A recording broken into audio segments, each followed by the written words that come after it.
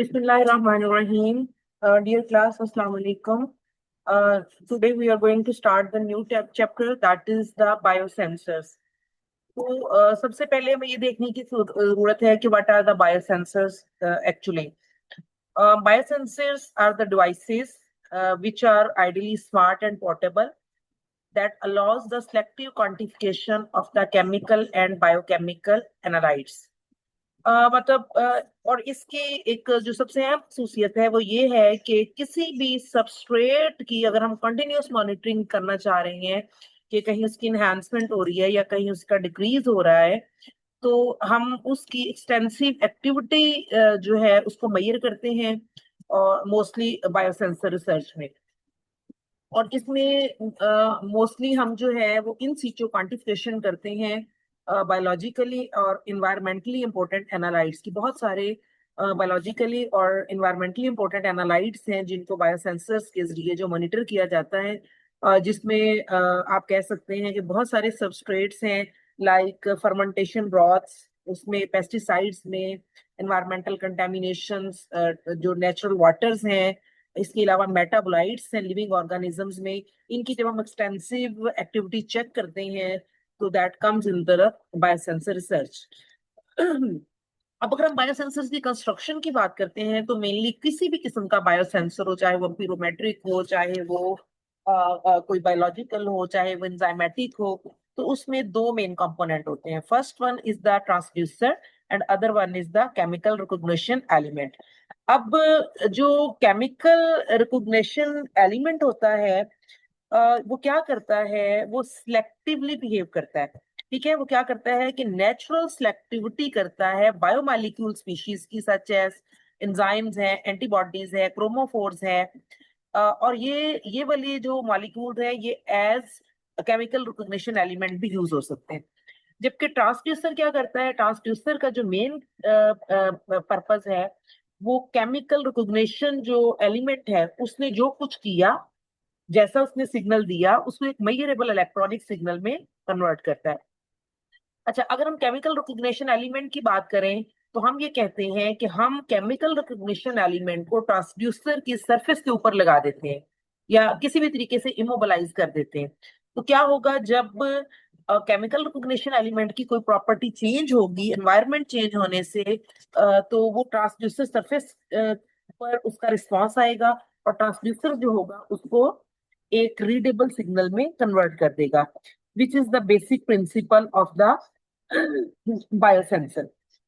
ठीक है, तो मतलब ये आप कह सकते हैं कि ट्रांसड्यूसर ना सिर्फ मॉनिटर करेगा बल्कि केमिकल रिकॉग्निशन एलिमेंट के सेंसर रिस्पांस को एक रीडेबल सिग्नल में कन्वर्ट करेगा।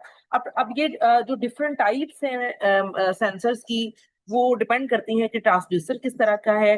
ट्रांसड्यूसर की वजह से कोई भी इलेक्ट्रोकेमिकल प्रोसेस हो सकता है, ऑप्टिकल प्रोसेस हो सकता है, थर्मल प्रोसेस हो सकता है, एब्जॉर्प्शन प्रोसेस हो सकता है, और इसी की बेस पे डिफरेंट जो आप कहने बायोसेंसर्स हैं उनकी टाइप्स है। अच्छा, अब हम देखते हैं कि जो इब्तदा में जब ये इन्वेंट हुआ तो सबसे पहले जो बायोसेंसर था वो कौन सा था। जैसा कि आप इस पिक्चर में देख सकते हैं, अगर हम देखें तो दैट वाज द जो इनिशियली बायोसेंसर डिस्कवर हुआ था, that was consisting of an enzyme.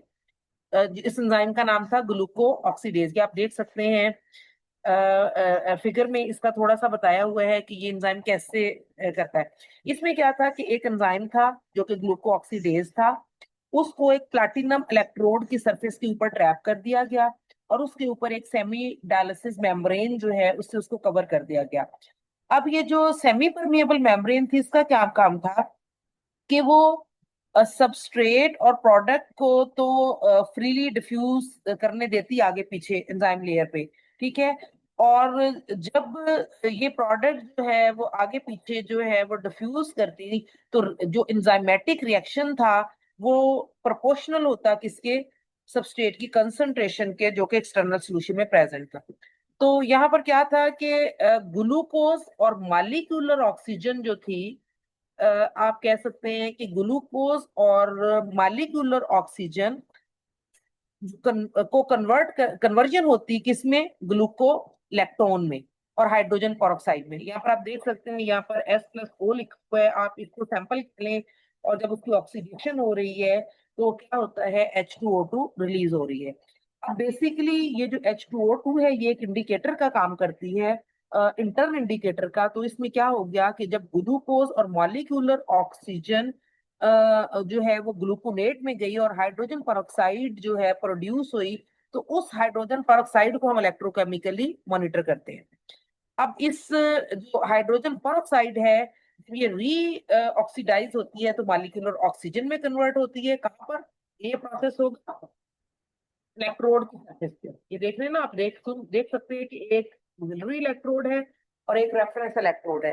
तो जो इलेक्ट्रोड की सरफेस है वहां पर जो हमारी रिलीज्ड H2O2 है उसकी रीऑक्सीडेशन होगी, और उस रीऑक्सीडाइजिंग के नतीजे में मॉलिक्यूलर ऑक्सीजन जनरेट होगी, और जनरेटेड जो करंट होगा वो किस पे डिपेंड करेगा, H2O2 की कंसंट्रेशन पे। अगर H2O की मतलब देखे ना, अगर H2O2 की कंसंट्रेशन ज्यादा होगी तो करंट ज्यादा प्रोड्यूस होगा, अगर कम होगी तो करंट प्रोड्यूस होगा। और ये जो H2O2 है ये हमारे इंटर्न एनालाइट की कंसंट्रेशन को रिप्रेजेंट करेगा। अच्छा, यहाँ पर हम देख सकते हैं कि कन्वर्शन ऑफ ग्लूकोज, अगर आप टेक्स्ट में देखें, the conversion of glucose and molecular oxygen to the gluconolactone and hydrogen peroxide may be monitored electrochemically by reoxidizing. मतलब हमने H2O की अमाउंट देखा और H2O2 ने फर्दर रीऑक्सीडाइज होकर जो ऑक्सीजन को प्रोड्यूस किया उसने आगे सिग्नल जनरेट किया, और H2O2 इंटर्न हमारे एनालाइट की कंसंट्रेशन को रिप्रेजेंट कर रहा है। ठीक है। अच्छा, अब हम देखते हैं कि जो रिस्पॉन्स है वो किन नोन फैक्टर्स पे डिपेंडेंट है। अगर हम जो है इसके रिस्पॉन्स की बात करते हैं, हम कहते हैं कि कोर्स मैंने आपको बताया कि जो मॉलिक्यूलर ऑक्सीजन होगी वो प्लैटिनम इलेक्ट्रोड पे जाएगी और एक रिस्पॉन्स प्रोड्यूस होगा। अब ये जो रिस्पॉन्स है इसको बहुत सारे फैक्टर्स जो है वो कंट्रोल करते हैं। तो we can say that dependence of the response current of the amperometric glucose biosensor, एक ये चार चीजों पे डिपेंड करता है। सबसे फर्स्ट वन है मास ट्रांसपोर्ट काइनेटिक्स। जैसा कि नेम इंडिकेट कर रहा है मास ट्रांसपोर्ट, तो इसमें क्या होगा कि the rate at which substrate can be supplied, मतलब जब जहां वो सबस्ट्रेट पहुंचता है एंड द प्रोडक्ट्स, मतलब जितनी तेजी से प्रोडक्ट बन रही है, सॉरी, सबस्ट्रेट सप्लाई हो रहा है और प्रोडक्ट रिमूव हो रही है, ये वो रेट है। The reaction layer in which enzyme is trapped, ये उस सरफेस पे मतलब एक सरफेस है उसके ऊपर हमारा सबस्ट्रेट लगा हुआ है, सबस्ट्रेट के पास हमारा एनालाइट आ रहा है और एनालाइट आकर एक प्रोडक्ट बना रहा है, और जिस रेट से प्रोडक्ट रिमूव होगी वो एंजाइम जो ट्रैप होगा उसकी सरफेस को इफेक्ट करेगी। तो ये इसके ऊपर हमारा रिस्पॉन्स जो है वो डिपेंडेंट होगा। अच्छा, अब नंबर 2 देख सकते हैं एंजाइम काइनेटिक्स। एंजाइम काइनेटिक्स है वो भी उस रेट को डिटरमिन करेगी जिस रेट पर H2O2 जो है detective species is generated with in this reaction layer. देखें, जब हमारे सबस्ट्रेट ने आकर ऑक्सीजन के साथ रिएक्ट करना है तो क्या होगा, ये सारा प्रोसेस रिएक्शन लेयर पर ही होगा ना।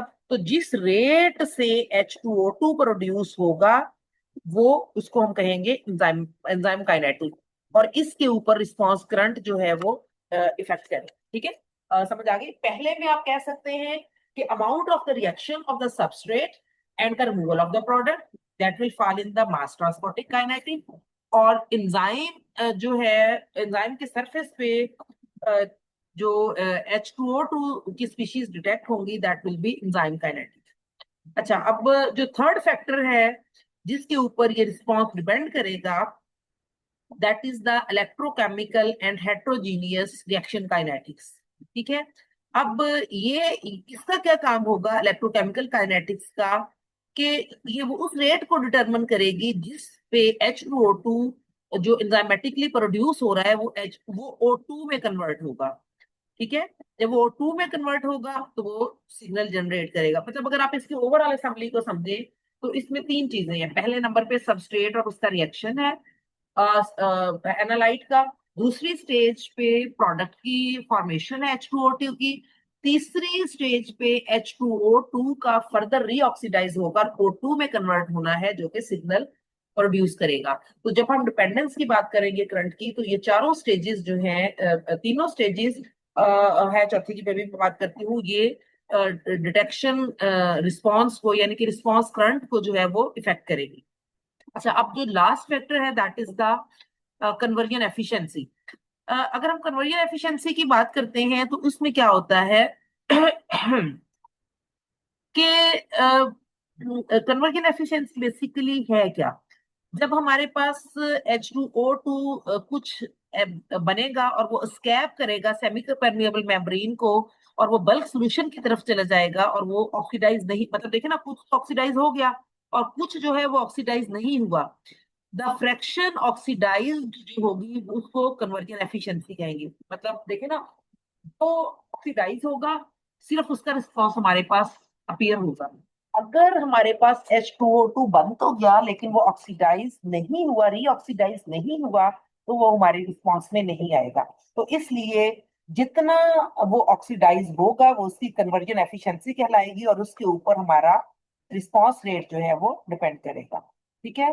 तो हम ये कह सकते हैं कि ये सारे के सारे process, all these four process occur only with in the thin reaction layer at the surface of the transducer, क्योंकि हमने ट्रांसड्यूसर की सरफेस को मॉडिफाई किया होता है, तो ये सारा कुछ वहीं पर होता है। Steady state concentration of the reactant and product exist with in this layer. ठीक है। और इस तरह से हमारे पास कांस्टेंट ट्रांसड्यूसर सिग्नल जो है वो हासिल होता है। ठीक है।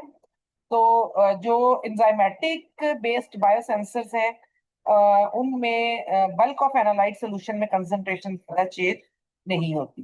ठीक है। अच्छा जी। अब हम बात करते हैं। अच्छा, एक इसी ग्लूकोज बायोसेंसर की जो भी हमने डिस्कस किया है, फिर हम इस आगे डिटेल्स की तरफ जाते हैं।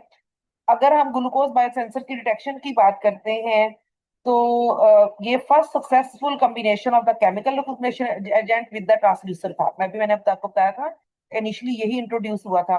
और इसके कुछ डेफिशिएंसीज भी हैं, और कुछ जो है इसके फायदे तो मैंने आपको बता दिए कि सिंपल है, पोर्टेबल है।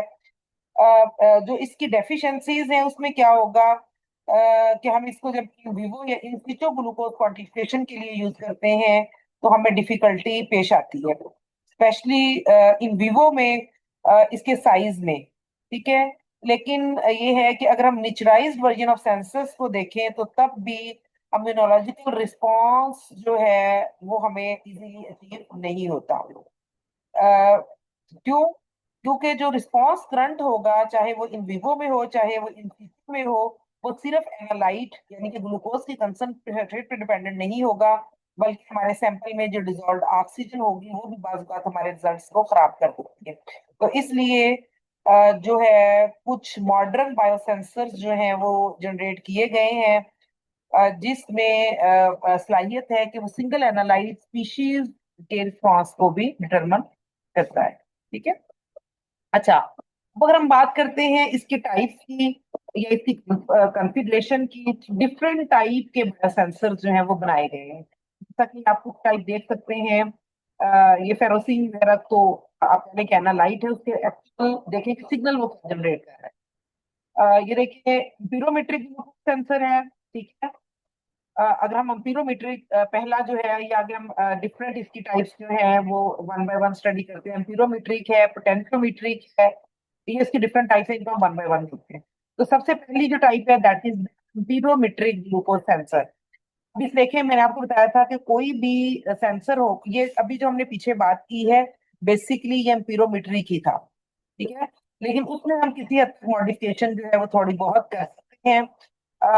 वह फेरोसिन मीडिएटेड एम्पीरोमेट्रिक ग्लूकोज सेंसर, इसमें भी मेन चीजें वही होंगी जो सिंपल ग्लूकोज सेंसर में थी। इसमें एक सबस्ट्रेट होगा और दूसरा क्या होगा, एनालाइट। इसमें क्या होगा, ग्लूकोज ऑक्सीडेज जो है ये केमिकल रिकॉग्निशन एलिमेंट के तौर पे काम करता है, और एम्पीरोमेट्रिक ग्रेफाइट फॉइल जो है वो एस ट्रांसड्यूसर का काम करेगी। ठीक है। और इसमें मीडिएटर क्या होगा, डाईमिथाइल फेरिसेन जो होगा वो मॉलिक्यूलर ऑक्सीजन को रिप्लेस कर देगा, oxidant that generate active environment. पिछले वाले में क्या था, मॉलिक्यूलर ऑक्सीजन थी, और यहाँ पर क्या होगा, उसकी रिप्लेसमेंट हो जाएगी डाइमिथाइल सीनियम से। ठीक है, तो इसमें अगर आप इसकी रिएक्शन केमिस्ट्री को देखें कि यहाँ पर अगर हम इसके रिएक्शन को देखते हैं, इसमें क्या होगा कि ग्लूकोज ऑक्सीडेज जो होगा वो सिलेक्टिव होगा primary substrate beta D glucose के लिए, यहाँ पर आप देख सकते हैं। ठीक है, इसके अलावा number of low molecular weight oxidants को भी हम यूज कर सकते हैं। अब क्या होगा कि ये देख सकते हैं आप, शुरू में ये बीटा डी ग्लूकोज है और उसके साथ फेरोसीन की स्पीशीज है। अब फेरोसीन स्पीशीज जो इस सेंसर में यूज होगी वो को एब्जॉर्ब उसको हम करेंगे to the surface of the graphite floor. अब देखिए, एक हमारे पास ग्रेफाइट शेल है, उसके ऊपर हमने बीटा डी ग्लूकोज के साथ फेरोसीन स्पीशीज को लगाया हुआ है। ठीक है, तो क्या होगा, ग्रेफाइट फॉयल के ऊपर को एब्जॉर्ब होगी और इसकी रिड्यूस फॉर्म विद द ग्लूकोऑक्सीडेज के साथ, and the sensor surface is covered. बाकी वही होगा कि हम सैंपल की सरफेस को डायलिसिस मेम्ब्रेन से कवर कर देंगे, और जो रिजल्टिंग हमारे पास सेंसर आएगा उसमें क्या होगा, use with the reference and counter electrode. इसमें हमारे पास दो इलेक्ट्रोड होंगे, एक रेफरेंस इलेक्ट्रोड होगा, एक काउंटर इलेक्ट्रोड होगा। ऊपर वाले सेंसर में भी हमारे पास ऐसे ही था। ठीक है, तो इसमें क्या होगा कि कोई भी H2O2 जब जनरेट होगा by competing reaction of the reduced enzymes with the molecular oxygen, ठीक है, and low applied potentials will ensure that the electroactive interference जो है that is present in the biological fluid such as ascorbic acid will not be oxidized। मतलब देखिए, इसमें ये बात हुई है कि जब भी एक कंपटीशन होगा तो जो रिड्यूस्ड एंजाइम होगा, जो मॉलिक्यूलर ऑक्सीजन के साथ रिड्यूस होगा, वो अनडिटेक्टेड रहेगा, और अगर हमारे पास रिएक्शन में कोई दूसरी चीजें हैं सच एज अस्कॉर्बिक एसिड वगैरह, तो वो भी ऑक्सीडाइज होकर इंटरफेरेंस काज नहीं करेंगे। ठीक है, तो और ये वाला जो सेंसर है मोस्टली होम टेस्टिंग डिवाइसेस में यूज होता है। जैसे ये हम डायबिटीज के लिए जो किट्स यूज करते हैं, उसमें डिफरेंट प्रोटीन डेरिवेटिव्स होते हैं। इसके अलावा जो लैक्टेट है, ये उसकी क्वांटिफिकेशन में भी use होता है। अच्छा, अब हम आ जाते हैं अगले सेंसर्स की तरफ, जिसमें अगर हम देखिए, आपको पता है, अगर मैं ये डायबिटिक जो किट्स है उसकी बात करूं, उसमें क्या होता है कि पेशेंट जो ब्लड है उसको हम एक टेस्ट स्ट्रिप के ऊपर रखते हैं। उस टेस्ट स्ट्रिप के ऊपर क्या होता है, फेरोसीन होती है, और हमारे पास ग्लूकोज ऑक्सीडेज होगा जो कि सरफेस के ऊपर एब्जॉर्ब हो जाएगा, और एक काउंटर इलेक्ट्रोड होगा, और उस टेस्ट स्ट्रिप को हम पोर्टेबल हैंडल पोटेंशियल स्टेट में डाल देंगे, और इस ऑक्सीडेशन के प्रोसेस से जो करंट जनरेट होगा उसका सिग्नल हमारे पास आ जाएगा, और इस तरह से हम ब्लड ग्लूकोज की कंसंट्रेशन को मेजर कर लेंगे। तो इसी तरह लैक्टेट सेंसर अवेलेबल है। इसके अलावा एक कोलेस्ट्रॉल की क्वांटिफिकेशन के लिए, मतलब आप ये समझें कि इसमें सिंपली एक केमिकल रिएक्शन होगा, उस केमिकल जो रिएक्शन होगा इसका रिस्पॉन्स आगे जो है वो जनरेट करेगा। क्या जनरेट करेगा, वो पोटेंशियल चेंज भी जनरेट कर सकता है, वो करंट भी जनरेट कर सकता है, वो हीट चेंज भी जनरेट कर सकता है, तो वो हमारे पास एक सिग्नल की फॉर्म में आ जाएगा। अच्छा, अब नेक्स्ट हम देखते हैं, हमारे पास है एक पोटेंशियोमेट्रिक बायोसेंसर। ठीक है, अभी हमने जो पिछला पढ़ा दैट वाज द एम्पीरोमेट्रिक, अब हम देखते हैं एक पोटेंशियोमेट्रिक बायोसेंसर। अब इसमें क्या होगा, हम मॉडल एनालाइट लेते हैं तो वो हमारे पास फिनाइल एसीटेट है। ठीक है, और उसको हम किस पर्पस के लिए यूज करते हैं, for the evaluation of the catalytic antibodies as the chemical recognition element। मतलब हम इसको कैटालिक एंटीबॉडीज को एक रिकॉग्निशन एलिमेंट के तौर पे यूज करते हुए फिनाइल एसीटेट को मॉडल एनालाइट के तौर पे यूज कर। ठीक है। अच्छा, अब क्या होगा, हमारे पास एक अब देखिए दो चीजें हैं, एक हमारे पास एनालाइट है, एक हमारे पास रिकॉग्निशन एलिमेंट है। इनका आपस में रिएक्शन होना है, और उनके रिएक्शन के रिजल्ट में जो रिस्पॉन्स में चेंज आएगा वो पोटेंशियल को चेंज करेगा, और उस पोटेंशियल को हम आगे फर्दर स्टडी करेंगे। ठीक है। अब इसमें जो हमारी कैटालिटिक एंटीबॉडी है, रेस टू एन अमीनोजन, अमीनोजन हमारे पास जो होगा उसके ऊपर एक ट्रांजिशन स्टेट होगी जो कि केमिकल रिएक्शन काज करेगी। ठीक है। तो आप अगर इस रिएक्शन को देखें तो बेसिकली क्या होगा, हाइड्रोलिटिक क्लीवेज होगी ऑफ एस्टर लिंकेज की। यहाँ पर आप देख सकते हैं कि ये हमारे पास एक एस्टर लिंकेज है, और ये उसकी ट्रांजिशन स्टेट है दरमियान में, मतलब जब उसके साथ रिएक्शन होगा ये ट्रांजिशन स्टेट बनेगी, और यहाँ पर ये लास्ट स्टेप में इसकी क्लीवेज होगी। ठीक है, फिनाइल एसीटेट की। अच्छा, अब जब इसकी क्लीवेज हो जाएगी क्या होगा, antibodies will be raise to the transition state. वो मतलब यहाँ पर जो है ट्रांजिशन स्टेट्स में एंटीबॉडी जाएंगी, will bind to the transition state of hydrolysis reaction। ठीक है। मतलब जब ये हाइड्रोलिसिस प्रोसेस हो रहा होगा तो एंटीबॉडीज जाकर उसकी ट्रांजिशन स्टेट में चली जाएंगी, और क्या करेंगी, एक्टिवेशन एनर्जी को लो कर देंगी, और जिसकी वजह से रिएक्शन इनहांस हो जाएगा। और ये वाली जो एंटीबॉडीज होंगी ये स्पेसिफिक पीएच पे ट्रैप होंगी। the antibodies were trapped at the surface of the pH electrode using a dialysis membrane।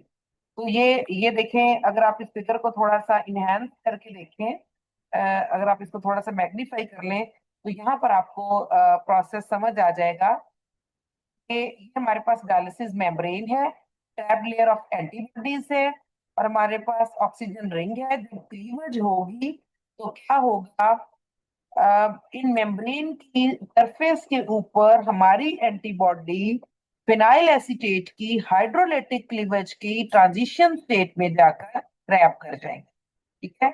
और वो एक्टिवेशन एनर्जी को लो करेंगी, कितना लो करेंगी, ये हमारे पास एक सिग्नल की फॉर्म में आ जाएगा, और उस सिग्नल को हम जो है वो यूज करेंगे। तो हम ये कहते हैं कि जिसकी वजह से जब वो कैटालाइज करेंगी तो change in the local pH at the surface of electrode.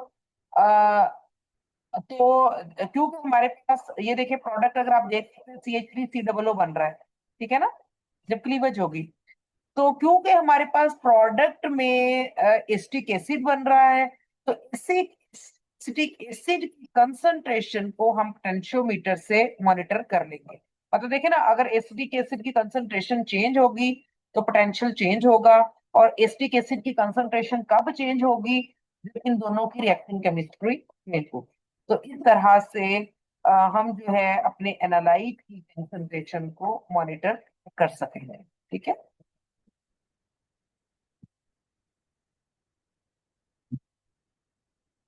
अच्छा जी, अब हम यहाँ पर देखते हैं, एक एग्जांपल है, पोटेंशियोमेट्रिक अमीनो सेंसर जो है उसको डिफ्यूजन की एनालिसिस के लिए यूज किया गया है। ठीक है। अब यहाँ पर क्या होता है कि पोटेंशियोमेट्रिक, देखिए पीछे पिछला जो हमने बायोसेंसर अभी सॉरी पोटेंशियोमेट्रिक सेंसर देखा है उसमें क्या था, एसिटिक एसिड जनरेट हो रहा था, और हमारे पास सरफेस पे जो रिएक्शन हो रहा था वो फिनाइल एसीटेट की हाइड्रोलिटिक क्लीवेज हो रही थी, जिसकी क्लीवेज के दरमियान हमारा रिकॉग्निशन एलिमेंट उसकी सरफेस के ऊपर एब्जॉर्ब हो रहा था। अब यहाँ पर हम देखते हैं कि पोटेंशियोमेट्री की जब हम बात करते हैं अमीनो सेंसर की डाइगॉक्सिन के लिए, तो ये बायोसेंसर जो है वो पोटेशियम आयन सेलेक्टिव इलेक्ट्रोड्स को यूज करता है एक ट्रांसड्यूसर के तौर पे, और उसमें जो केमिकल रिकॉग्निशन एलिमेंट होगा वो डिगॉक्सिन का एंटी डिगॉक्सिन एंटीबॉडी होगा। ठीक है।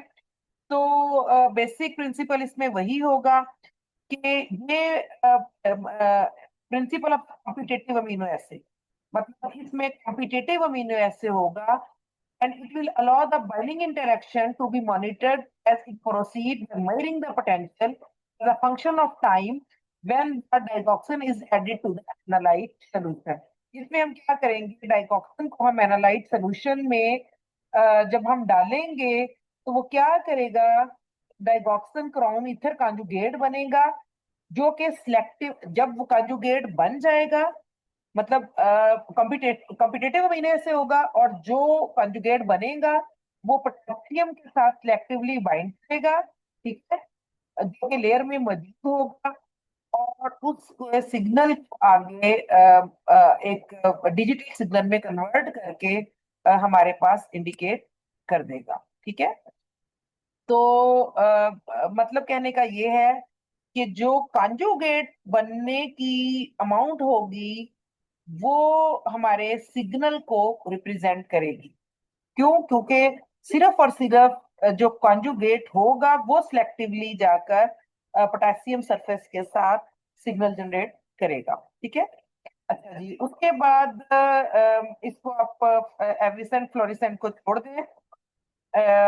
अगला मैंने इसमें से छुड़वाई है, कल मैंने आपको मैसेज में बताया भी था। ये उसी की डिटेल है जो भी मैंने आपको बताया है।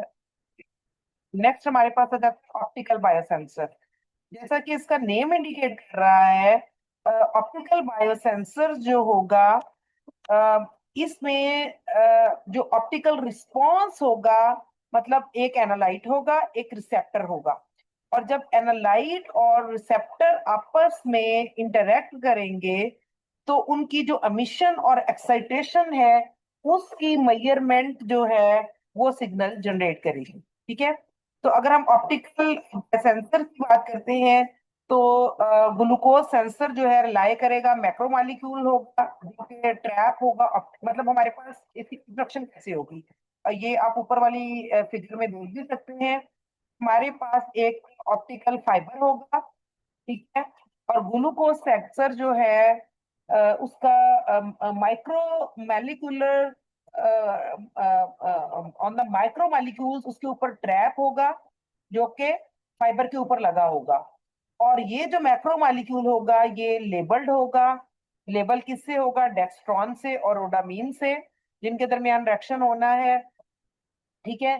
तो एक ये जो आप इक्वेशन देख रहे हैं, एक कॉम्पिटेटिव इक्विलिब्रियम सेट होगा किस किस के दरमियान?